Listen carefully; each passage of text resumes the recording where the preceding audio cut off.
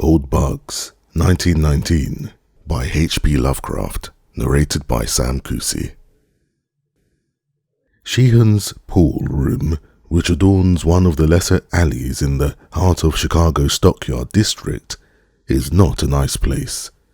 Its air, freighted with 1,000 odors such as Coleridge may have found at Cologne, too seldom knows the purifying rays of the sun, but fights for space with the acrid fumes of unnumbered cheap cigars and cigarettes which dangle from the coarse lips of unnumbered human animals that haunt the place day and night. But the popularity of Sheehan's remains unimpaired.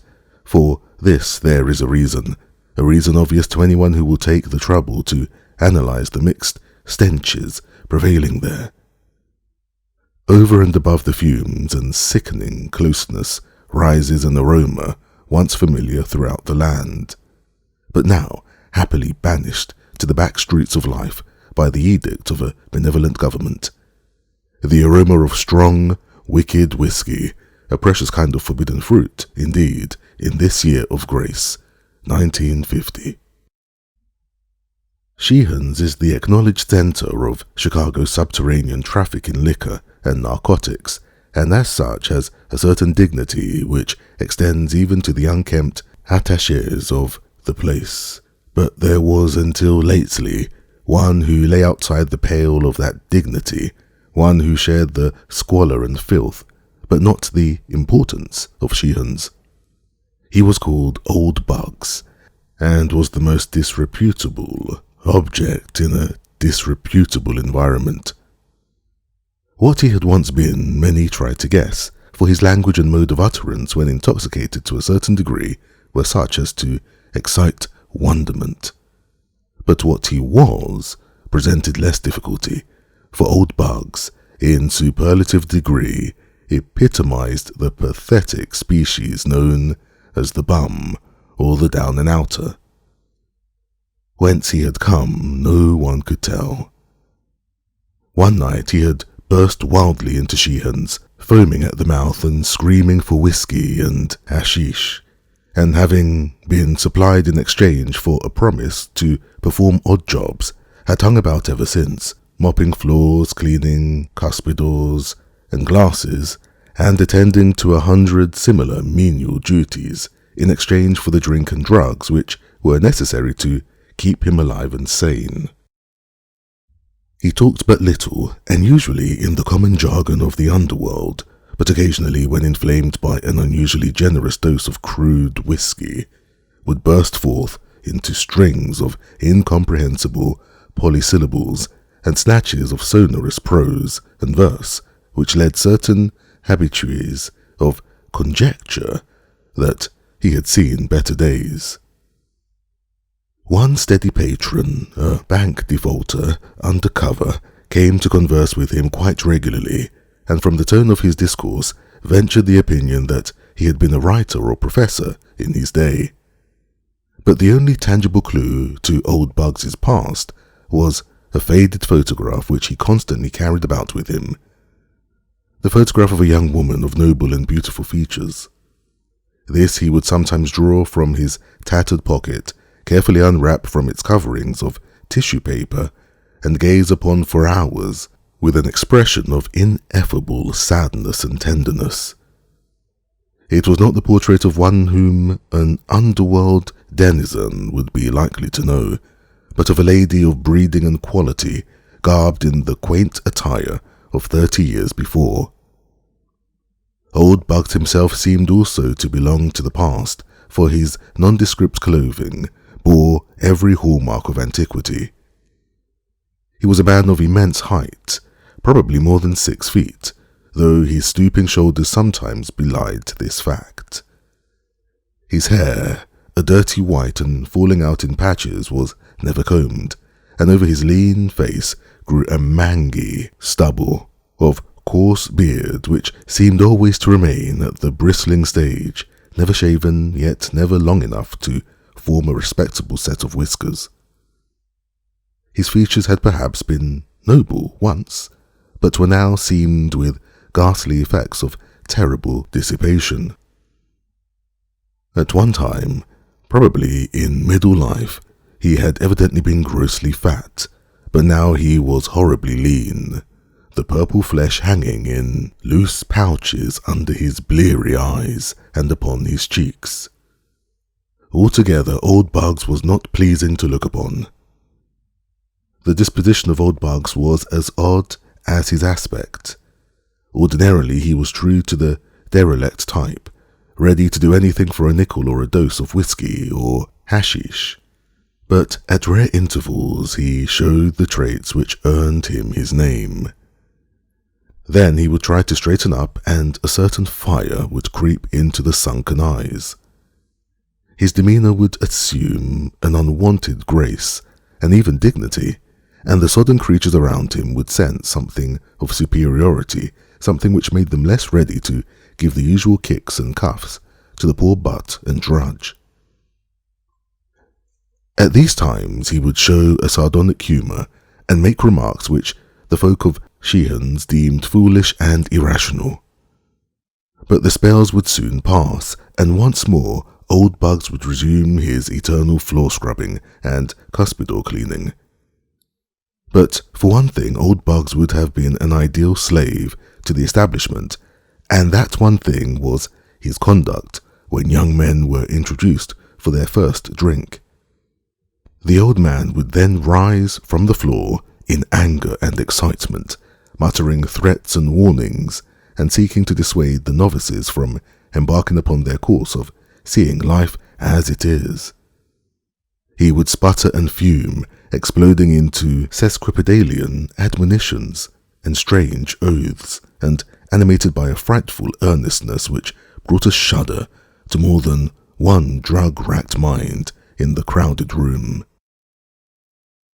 But after a time his alcohol-enfeebled brain would wander from the subject, and with a foolish grin he would turn once more to his mop or cleaning rag. I do not think that many of Sheehan's regular patrons will ever forget the day that young Alfred Trever came.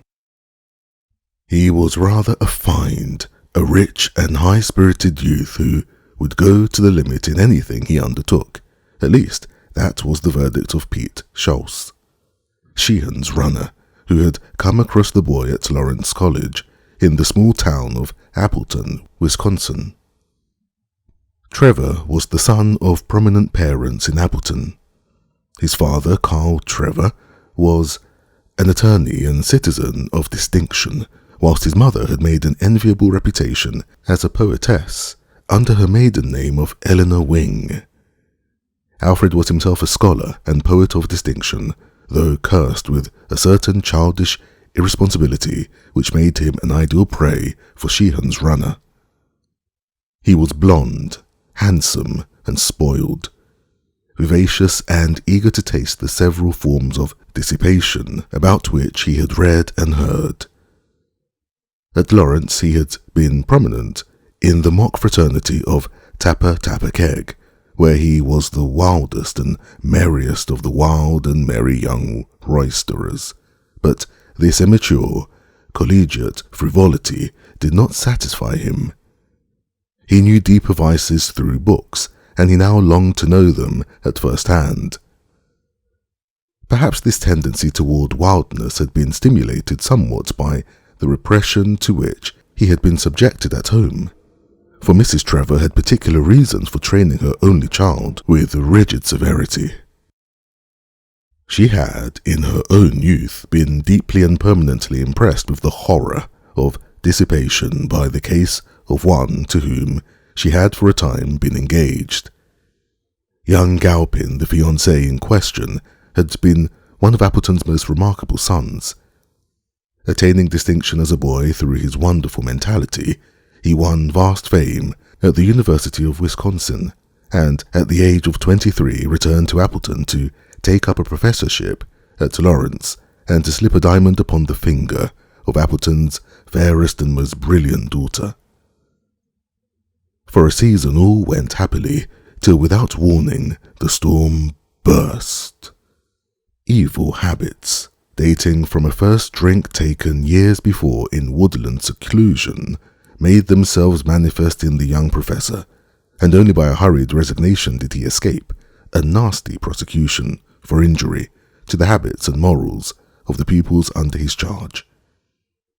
His engagement broken, Galpin moved east to begin life anew, but before long, Appletonians heard of his dismissal in disgrace from New York University, where he had obtained an instructorship in English. Galpin now devoted his time to the library and lecture platform, preparing volumes and speeches on various subjects connected with belles lettres, and always showing a genius so remarkable that it seemed as if the public must sometime pardon him for his past mistakes. His impassioned lectures in defense of Villon, Poe, Verlaine, and Oscar Wilde were applied to himself as well, and in the short Indian summer of his glory, there was talk of a renewed engagement at a certain cultured home on Park Avenue. But then the blow fell. A final disgrace, compared to which the others had been as nothing, shattered the illusions of those who had come to believe in Galpin's reform, and the young man abandoned his name and disappeared from public view. Rumour now and then associated him with a certain Consul Hastings, whose work for the stage and for motion picture companies attracted a certain degree of attention because of its scholarly breadth and depth, but Hastings soon disappeared from the public eye, and Galpin became only a name for parents to quote in warning accents. Eleanor Wing soon celebrated her marriage to Carl Trever, a rising young lawyer, and of her former admirer retained only enough memory to dictate the naming of her only son and the moral guidance of that handsome and headstrong youth. Now, in spite of all that guidance, Alfred Trever was at Sheehan's and about to take his first drink. "Boss," cried Schultz as he entered the vile-smelling room with his young victim, "meet my friend Al Trever, best little support up at Lawrence. That's an Appleton. Wish you know. Some swell guy too. His father's a big corporation lawyer up in his burg, and his mother some literary genius.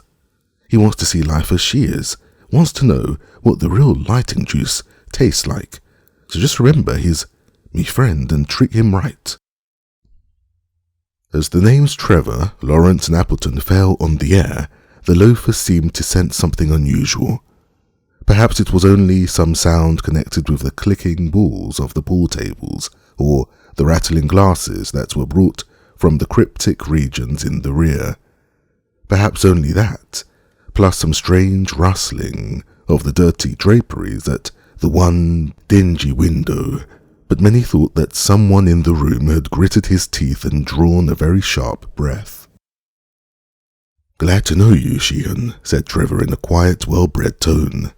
"This is my first experience in a place like this, but I am a student of life and don't want to miss any experience. There's poetry in this sort of thing, you know, or perhaps you don't know, but it's all the same." "Young fella," responded the proprietor, "you come to the right place to see life. We got all kinds here, real life and a good time.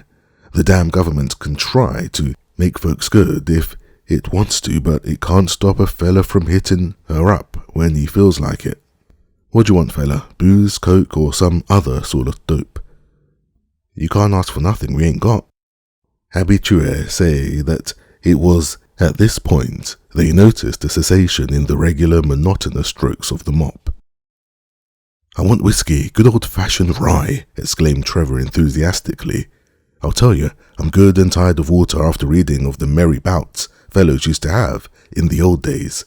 I can't read an Anacreontic without watering at the mouth, and it's something a lot stronger than water that my mouth waters for." "Anacreontic? What in the hell's that?" Several hangers-on looked up as the young man went slightly beyond their depth. But the bank defaulter, under cover, explained to them that Anacreon was a gay old dog who lived many years ago and wrote about the fun he had when all the world was just like Sheehan's. "Let me see, Trever," continued the defaulter. "Didn't Schultz say your mother is a literary person too?" "Yes, damn it," replied Trever, "but nothing like the old Tian. She's one of those dull, eternal moralizers that try to take all the joy out of life. Namby-pamby sort. Ever heard of her? She writes under her maiden name, Eleanor Wing. Here it was that old Bugs dropped his mop. Well, here's your stuff, announced Sheehan jovially as a tray of bottles and glasses was wheeled into the room. Good old rye and as fiery as you can find anywheres in chai. The youth's eyes glistened and his nostrils curled at the fumes of the brownish fluid which an attendant was pouring out for him. It repelled him horribly and revolted all his inherited delicacy, but his determination to taste life to the full remained with him, and he maintained a bold front. But before his resolution was put to the test, the unexpected intervened. Old Bugs, springing up from the crouching position in which he had hitherto been, leaped at the youth and dashed from his hands the uplifted glass, almost simultaneously attacking the tray of bottles and glasses with his mop and scattering the contents upon the floor in a confusion of odoriferous fluid and broken bottles and tumblers. Numbers of men or things which had been men dropped to the floor and began lapping at the puddles of spilled liquor, but most remained immovable, watching the unprecedented actions of the barroom drudge and derelict. Old Bug straightened up before the astonished Trever, and in a mild and cultivated voice said, "Do not do this thing. I was like you once and I did it. Now I'm like this." "What do you mean, you damned old fool?" shouted Trever. "What do you mean by interfering with a gentleman in his pleasures?" Sheehan, now recovering from his astonishment, advanced and laid a heavy hand on the old waif's shoulder. "This is the last time for you, old bird," he exclaimed furiously. "When a gentleman wants to take a drink here, by God he shall, without you interfering. Now get the hell out of here before I kick the hell out of you." But Sheehan had reckoned without scientific knowledge of abnormal psychology and the effects of nervous stimulus. Old Bugs, obtaining a firmer hold on his mop, began to wield it like a javelin of a Macedonian hoplite, and soon declared a considerable space around himself, meanwhile shouting various disconnected bits of quotation, among which was prominently repeated, "The sons of Belial, blown with insolence and wine." The room became pandemonium, and men screamed and howled in fright at the sinister being they had aroused. Trever seemed dazed in confusion and shrank to the wall as the strife thickened. "He shall not drink, he shall not drink," thus roared old Bugs as he seemed to run out or rise above quotations. Policemen appeared at the door, attracted by the noise, but for a time they made no move to intervene. Trever, now thoroughly terrified and cured forever of his desire to see life via the vice route, edged closer to the blue-coated newcomers. Could he but escape and catch a train for Appleton, he reflected, he would consider his education in dissipation quite complete. Then suddenly old Bug ceased to wield his javelin and stopped still, drawing himself up more erectly than any denizen of the place had ever seen him before. "Have Caesar moridoros tesalotto," he shouted, and dropped to the whiskey-reeking floor, never to rise again. Subsequent impressions will never leave the mind of young Trever. The picture is blurred, but ineradicable. Policemen ploughed away through the crowd, questioning everyone closely both about the incident and about the dead figure on the floor. Sheehan especially did they ply with inquiries, yet without eliciting any information of value concerning old Bugs. Then the bank defaulter remembered the picture and suggested that it be viewed and filled for identification at police headquarters. An officer bent reluctantly over the loathsome glassy-eyed form and found the tissue-wrapped cardboard, which he passed around among the others. "Some chicken," leered a drunken man as he viewed the beautiful face, but those who were sober did not leer, looking with respect and abashment at the delicate and spiritual features. No one seemed able to place the subject, and all wondered that the drug-degraded derelict should have such a portrait in his possession, that is, all but the bank defaulter, who was meanwhile eyeing the intruding bluecoats rather uneasily. He had seen a little deeper beneath old Bugs's mask of utter degradation. Then the picture was passed to Trever, and a change came over the youth. After the first start, he replaced the tissue wrapping around the portrait, as if to shield it from the sordidness of the place. Then he gazed long and searchingly at the figure on the floor, noting its great height and the aristocratic cast of features which seemed to appear now that the wretched flame of life had flickered out. No, he said hastily, as the question was put to him. He did not know the subject of the picture. It was so old, he added, that no one now could be expected to recognize it. But Alfred Trever did not speak the truth, as many guessed when he offered to take charge of the body and secure its interment in Appleton. Over the library mantel in his home hung the exact replica of that picture, and all his life he had known and loved its original. For the gentle and noble features were those of his own mother.